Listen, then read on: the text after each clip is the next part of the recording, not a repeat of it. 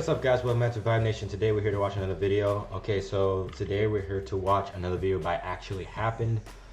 I had one planned last week, but for some reason it kept on getting taken down by Frederator Allied Media.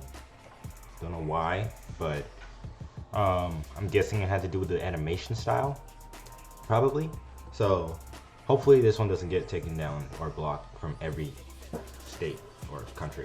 So let's go ahead and get this going. This is my parents have their views on raising girls. I had to save my little sis.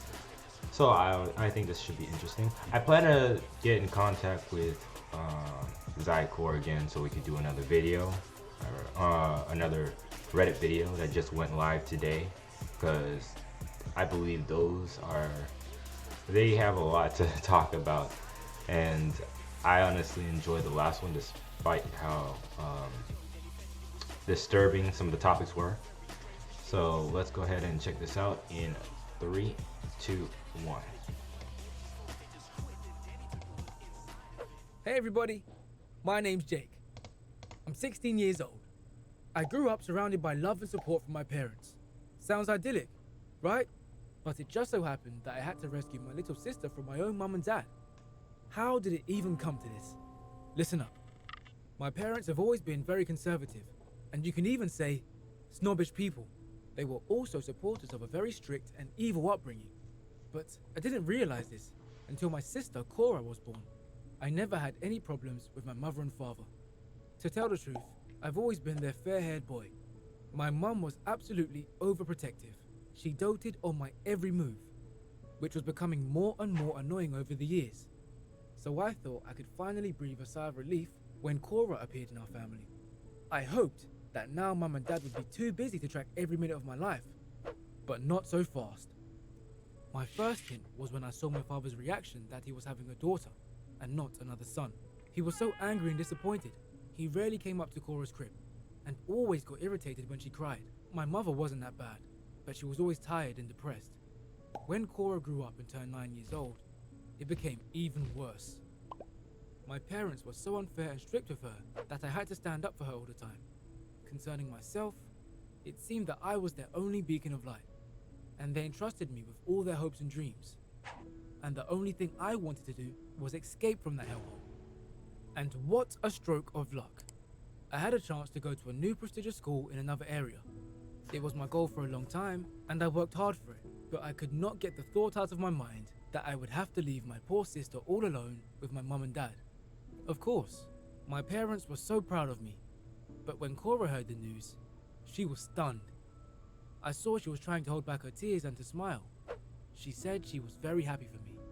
I couldn't bear it and told her, if you ask me, I will stay, but she wouldn't listen. This is breaking my heart, like for real. We haven't even gotten to like the biggest climax of the story, and already the story is breaking my heart, bro. Like, dang. My little You got the Cora emotional has a music big and heart. everything, bro. So I made the hard decision and left home. I made my sister promise me that she would call me every single day and tell me about everything. And to a point, she did it. I loved my new school and my new life, and Cora would listen to my funny stories every day. But whenever I asked her about herself, she was very brief. She would always say that she was fine and try to change the subject. However, over time, our conversations came to a halt. Cora found excuses not to talk to me every evening and just sent me short messages. But one day, there were no more messages. I called and texted her a million times, but there was no answer. I called my mum immediately and asked her what was going on, but she said that everything was okay.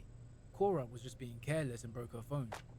But I had no doubt that it was not as simple as that, and my fears were confirmed. After a couple of days, I got a message from a strange number. It turned out that it was Cora's classmate. She was very worried because Cora hadn't been to school for over 2 weeks, and she wanted to know if she was okay. I was terrified. My mum didn't tell me that my sister was sick or something. Whatever was going on, I felt that I had to rush home as fast as I could. I didn't warn my parents that I was coming, so they were really surprised to see me at the front door the next morning.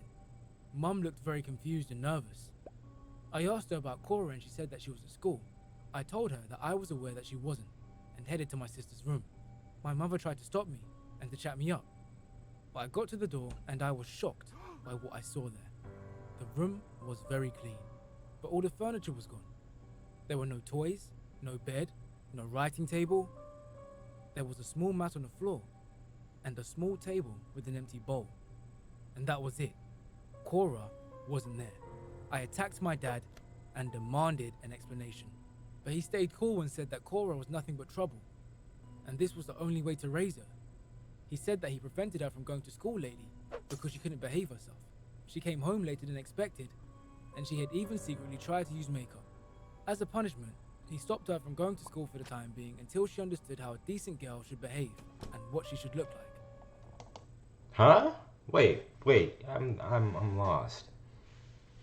So wait a minute. What behavior? Because how it sounds like anything could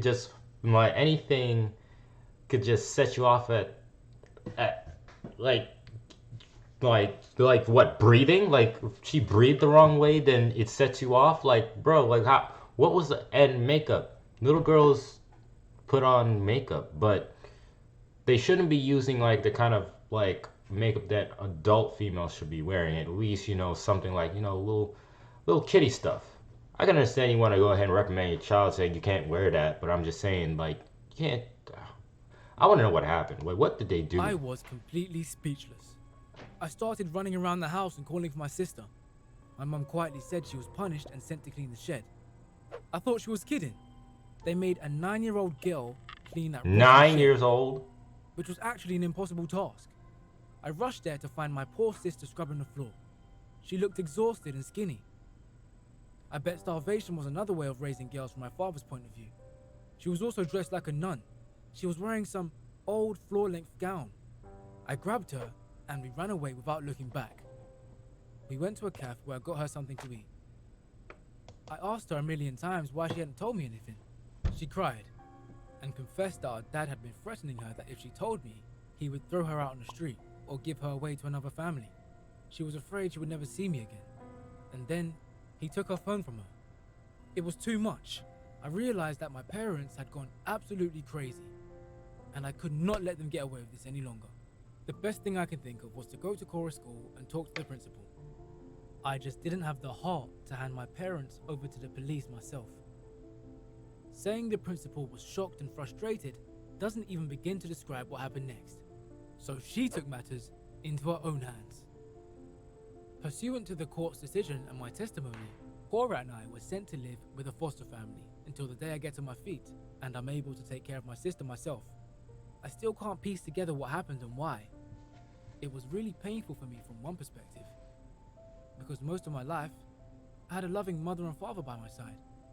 And then, I had to witness the evil they'd done. I wish I'd figured it out much earlier. But now I know that nobody will treat my sister like that ever again. I hope my parents will come to their senses one day and realize how wrong they were. What do you think about this? Do you support my decision to expose what my parents were doing?